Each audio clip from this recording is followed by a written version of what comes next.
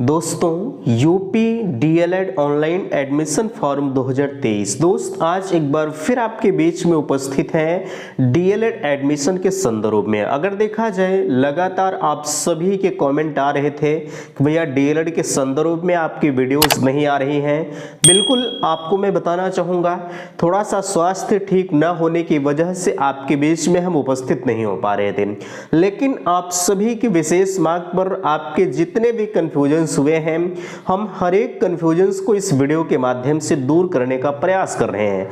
हमारा शुरू से एक मकसद है कि आप कहीं गलत जगहों पर एडमिशन न ले लें, यही वीडियो को लेकर हम आपके बीच में चल रहे हैं।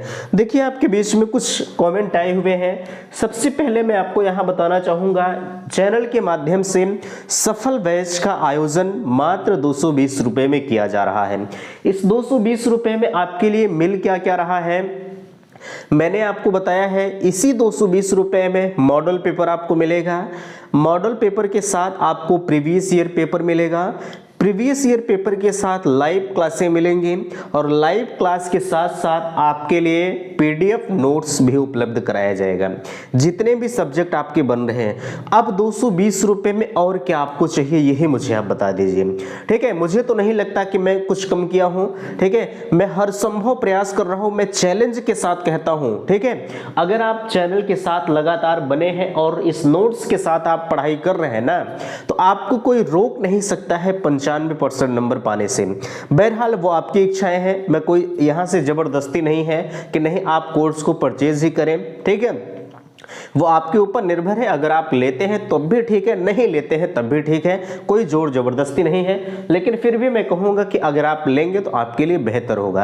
अच्छा, इसके संदर्भ में या डीएलएड के किसी भी प्रकार की समस्या है तो मैंने 9452331053 ये नंबर आपके बीच में दे रखा है। एनी टाइम अगर आपको किसी भी प्रकार की दिक्कत हो रही तो बिल्कुल मुझे आप अवगत जरूर कराएंगे। यहाँ देखिए 45,000 में डीएलएड कंप्लीट फिरोजाबाद में। अगर आपको डीएलएड के संदर्भ में जो है 45,000 में एडमिशन लेना है दोनों साल का, ठीक है, तो आप बिल्कुल मुझे इस नंबर पर संपर्क करिएगा। और हाँ, जितने लोगों ने एडमिशन लिया है भैया, मैं आपसे कहना चाहूंगा कि प्लीज आप मुझे अवगत जरूर कराएं। ठीक है, ऐसा नहीं कि आप अपने मन से एडमिशन, अगर आप यहाँ पर मैं जो आपको बता रहा हूँ, अगर यहाँ आप एडमिशन ले रहे हैं तो मुझे अवगत जरूर कराएं। ठीक है, अन्यथा की स्थिति में वो आप खुद समझ सकते हैं। ठीक है, बहरहाल अगर आपने ले लिया है, बहुत सारे अभ्यर्थी ले भी लिए हैं, कुछ लोग अभी सोच रहे हैं। ठीक है, जितने लोग ले चुके हैं आप मुझे जरूर बता दीजिए। ठीक है, चलिए, आपको यहाँ कोई दिक्कत नहीं है, हर एक सुविधा उपलब्ध है। ठीक है, अगर आपको लेना है, कम फीस में एडमिशन है, जैसे आप इलाहाबाद में रहकर जो है डीएलएड करेंगे, सुल्तानपुर आजमगढ़ में रहकर डीएलएड करेंगे, सेम कंडीशंस यहाँ भी है। जो डिग्री आपको इलाहाबाद से मिलेगी सेम वही चीज़ें हैं, ऐसा नहीं है। अच्छा, कुछ लोग कह रहे थे कि कौन सी यूनिवर्सिटी है, ध्यान दीजिएगा, इसमें यूनिवर्सिटी का कोई भी रोल नहीं होता है। इसमें पीएनपी परीक्षा नियामक प्राधिकारी प्रयागराज का सबसे अहम रोल होता है, वही परीक्षा वगैरह सब कुछ कराते हैं। बाकी कौन सी यूनिवर्सिटी के तहत क्या है उससे मतलब नहीं होता। ठीक है, आप परेशान ना होइए, अगर आपको जरूरत है तो बिल्कुल आप मुझे संपर्क करिएगा। बिना आवेदन के एडमिशन, हालांकि यहाँ भी आपके डाउट्स लिखे गए हैं, अब इस पर भी हम आते हैं, लेकिन अब इस यहाँ से चर्चा हो रही तो ध्यान दीजिएगा। बिना आवेदन के एडमिशन प्रक्रिया के बारे में आप पूछ रहे थे, मैंने आपको बताया है अगर आपने आवेदन नहीं किया है तो आप माइनॉरिटी कॉलेज में एडमिशन ले सकते हैं। ठीक है, लेकिन हम ये नहीं कहते हैं कि आप ले ही लीजिए, मैं तो यही कहता हूं कि आप एक साल रुक जाइए। बाकी अदरवाइज मैंने आपको बताया है, अगर आपका रिजल्ट जो है आवेदन की तिथि के पहले आ जा रहा है तो आप एडमिशन के लिए एलिजिबल है। अब पता लगा एडमिशन की तिथि बीत गई है, तब जाके आपका रिजल्ट आया है, तो आप इसके लिए एलिजिबल नहीं है। ठीक है, इसलिए इस चीज़ को भली भांत आप समझ लीजिएगा। कॉलेज वालों के पास जाएंगे तो ये नियम आपको नहीं बताएंगे, वो कहेंगे कि भैया आ जाइए मेरे यहाँ एडमिशन हो रहा है, वो एडमिशन फाइनली आपका ले लेंगे और आपको ये नहीं बताएंगे। और लास्ट में कहेंगे क्या कि पीएनपी के पैसों ले लेंगे, सब कुछ आपका ले लेंगे, कहेंगे कि पीएनपी के द्वारा आपका जो आवेदन है वो निरस्त कर दिया गया। और एक चीज़ आपको कहकर वहाँ से बरगला देंगे कि परीक्षा नियामक प्राधिकारी के द्वारा पैसों ले लिया गया। ठीक है, तो पैसा आपका रिफंड नहीं होगा। हमने कहा है आपसे कि हर संभव मेरा प्रयास है कि आप कहीं गलत जगहों पर ना जाएं। बहरहाल आपकी इच्छा है, आप जो इच्छा, आप अपने मर्जी के मालिक स्वयं हैं, उसमें मेरा कोई रोल नहीं है। लेकिन मुझे जितना नॉलेज है मैं हर संभव प्रयास कर रहा हूं कि आप गलत जगहों पर ना जाए। मैं बार बार आपसे कह रहा हूं, ठीक है। चलिए, इतनी चीज भी समझ गए हैं। हम बात करते हैं, यहां देख पा रहे हैं कुल कितनी सीटें खाली हैं। 1,41,000 जो है 467 सीटें खाली हैं, प्लस अभी इतनी सीटें तो डायरेक्टली खाली हैं, प्लस इसके साथ लगभग 6,000 बच्चे जो हैं फर्स्ट फेज में, जो 98,000 जो है 440 अभ्यर्थियों को कॉलेज मिला था, इसमें से माइनस 6,000 लोगों ने एडमिशन नहीं लिया है। तो ये भी सीटें खाली हो रही हैं। अब इसे में ये भी जोड़ लीजिए, कम से कम ये मानकर चला जा रहा है कि 1,47,048 टोटल सीटें इस समय खाली हैं एडमिशन के लिए। अब जरा सा विचार करें, आप ये कह रहे थे कि सेकंड फेज के लिए कितनी सीटें खाली रह सकती हैं। अच्छा, मैंने आपको बेहतरीन तरीके से बताया है कि सेकंड फेज के लिए ये टोटल सीटें खाली हैं। अब सेकंड फेज में कितनी सीटें भर सकती हैं, आप ये भी कह रहे थे। मैंने आपको बताया है, अगर यहाँ 1 लाख मैं मानकर चलता, ये चीजें छोड़ दीजिए, हम टोटली मानकर चलते हैं कि 1,41,000 सीटें अगर खाली हैं, तो जो आपका जो सेकंड फेज होगा, उस सेकंड फेज के लिए कम से कम मुझे तो नहीं लगता कि 50,000 सीटें भर पाएंगे, ठीक है। और शुरू में ऐसा लग रहा था, जब आपका आवेदन की प्रक्रिया चल रही थी, तो ऐसा लग रहा था कि ये 3,36,000 फॉर्म पड़े हुए हैं, इनका तो एडमिशन नहीं होगा। लेकिन अब यहाँ आप देख सकते हैं, फाइनली आपकी कितनी भी रैंक क्यों ना हो, आपका एडमिशन होके रहेगा, ठीक है। मैंने आपको बता दिया कितनी सीटें खाली रहेंगी। आप लगातार पूछ रहे हैं कि आज भैया 24 अक्टूबर भी बीत चुका है, लगभग बीतने के कगार पर है, कब जारी होगा सेकंड काउंसलिंग का कार्यक्रम। ध्यान दीजिएगा, मैंने जब कल शाम को आपके बीच में वीडियो प्रोवाइड किया था, तो उस टाइम मैंने कहा था कि आज आपके बीच में काउंसलिंग शेड्यूल आ जाएगा, लेकिन नहीं आया, ठीक है। अच्छा, मैं आपसे इतना मैं दावा जरूर करूंगा कि पीएनपी के द्वारा 26 अक्टूबर से काउंसलिंग शेड्यूल बताया गया है कि 26 से शुरू हो जाएगा। अब आप कह रहे थे कि 24 तारीख बीत गया, कब आएगा। ध्यान दीजिएगा, 25 तारीख कल दोपहर तक, ठीक है, कल दोपहर तक 100% आपके बीच में शेड्यूल आ जाएगा, ठीक है, नोट करिएगा।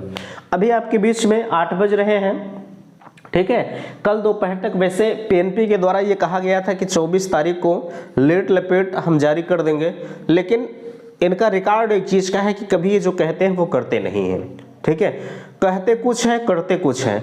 बहरहाल जो जितनी चीजें वो मुझे बताएंगे, मैं आपको वही बताऊंगा, ठीक है।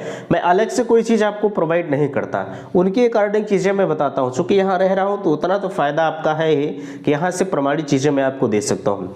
उन्होंने मुझे बताया था कि 24 अक्टूबर तक जो है लेट लपेट हम जारी कर देंगे, लेकिन ऐसा नहीं हुआ। अभी फिलहाल के लिए मैं फिर से कहूँगा, चांस अभी भी है, जारी हो सकता है, बट चांस लगभग खत्म हो रहा है। आप 25 तारीख दोपहर तक वेट करिएगा, 100% जारी हो जाएगा, ठीक है। चलिए, वैसे अगर आप जो है वहाँ पीएनपी के, सबसे पहले आपको पीएनपी के साइट से पता चलेगा, updlgovernment.in की वेबसाइट से। अगर वहाँ से आप नहीं देख पा रहे हैं तो चैनल को आप सब्सक्राइब करिए, यहाँ से मैं तुरंत आपको बीच में वीडियो प्रोवाइड करूँगा, आप देख सकते हैं सब कुछ प्रमाणित के साथ, ठीक है। अच्छा, मैंने आपके लिए व्हाट्सएप ग्रुप बनाया है, जिसकी लिंक मैंने डिस्क्रिप्शन बॉक्स में दे रखा है। इस नोट्स की भी लिंक मैंने डिस्क्रिप्शन बॉक्स में दिया है। अगर आपको जो भी चाहिए आप नोट्स को नोट्स के लिए, तो सबसे पहले लिंक है, और बाकी जो व्हाट्सएप ग्रुप बने हुए हैं वो नीचे बने हुए, टेलीग्राम चैनल भी है, ठीक है। अगर आप ज्वाइन करना चाहते हैं तो ज्वाइन कर लीजिए। चलिए, यहाँ 5,000 पेमेंट की बातें आप कर रहे थे कि 5,000 पेमेंट मुझे दोबारा करना होगा। नो, ऐसा नहीं है, ठीक है।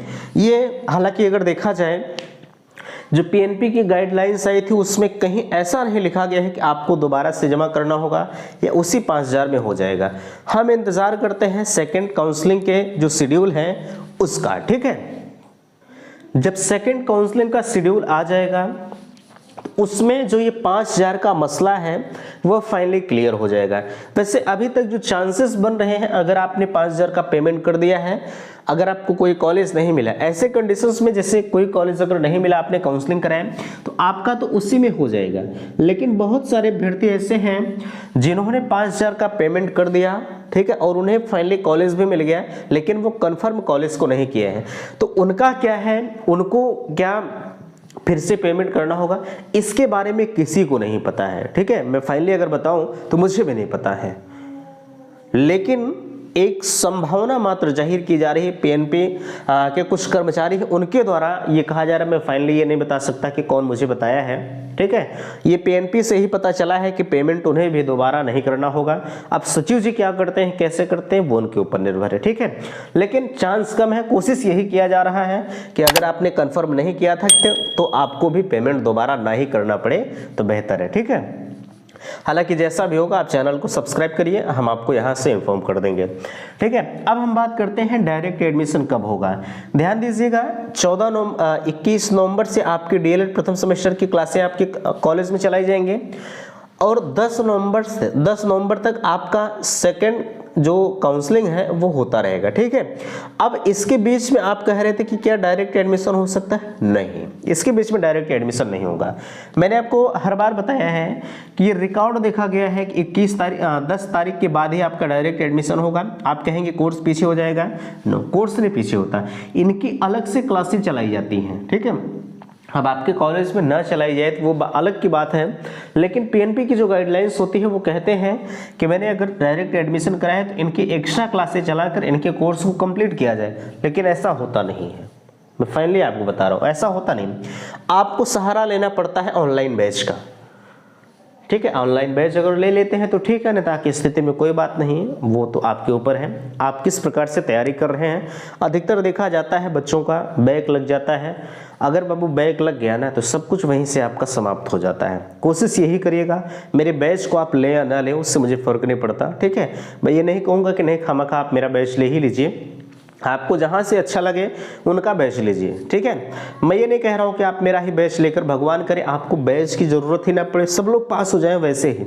ठीक है, लेकिन अगर आपको लगता है कि नहीं यार मुझे किसी सहारे की ज़रूरत है तो आप सहारा ले सकते हैं। मैं 100% दावा करता हूं कि अगर आप मेरे बैच से पढ़ाई कर रहे हैं तो मैं चैलेंज है आपको फेल नहीं होने दूंगा, लेकिन जितना मैं कहूँगा उतना आपको करना पड़ेगा। ठीक है, चलिए, यह मैंने आपको बताया डायरेक्ट एडमिशन होगा, आप परेशान ना होइए। स्कॉलरशिप का फॉर्म जो है कब से भरा जाएगा, ध्यान दीजिएगा, स्कॉलरशिप का फॉर्म आपका भरा जा रहा है। जिनका एडमिशन हो गया है वो साइबर कैफ पर जाएं, उनसे पता करें, आपको बेहतर जानकारी वहां से मिलेगी। ठीक है, बहरहाल स्कॉलरशिप का फॉर्म अगर भरा जा रहा है तो आप भर दीजिए।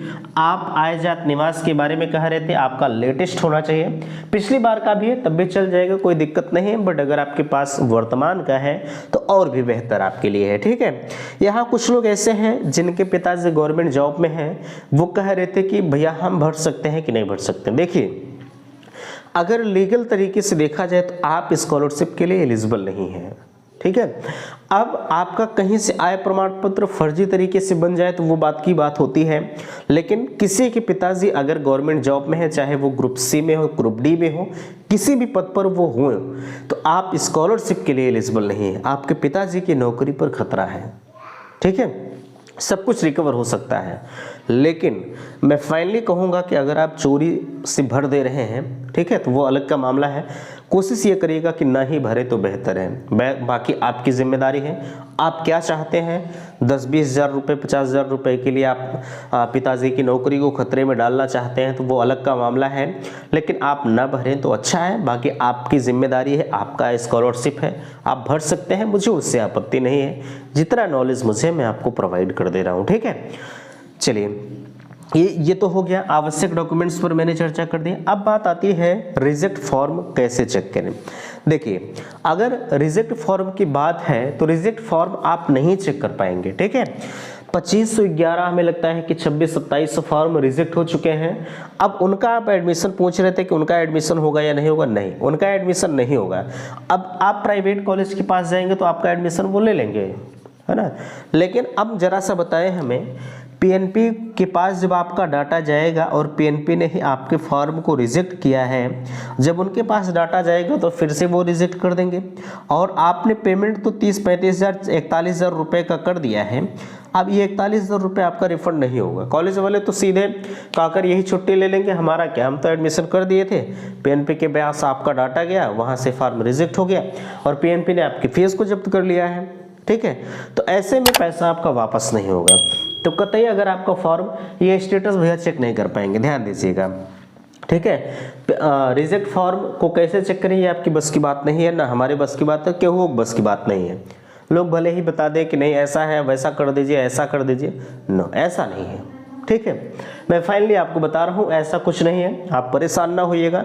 अगर आपका फॉर्म रिजेक्ट हो चुका है तो कतई आप एडमिशन ना लीजिएगा, बाकी आपकी इच्छा है, आप जैसा सोचते हैं वैसा आप कर दीजिए, मुझे उससे आपत्ति नहीं है। ठीक है, तो आशा करते हैं दी गई जानकारी से आप संतुष्ट हैं। प्लीज़ वीडियो को लाइक कीजिएगा, शेयर कीजिएगा और चैनल पर पहली बार विजिट किए हैं तो चैनल को सब्सक्राइब जरूर कीजिएगा। और इधर देखिए आपके बीच में अगर इसके संदर्भ में किसी भी प्रकार की आपको जो भी पूछना है आप मेरे पास कॉल करें, मैं आपको हर जानकारी उपलब्ध कराऊंगा। ठीक है, तो मिलते हैं आपसे नेक्स्ट अगले वीडियो में, तब तक के लिए थैंक्स, धन्यवाद।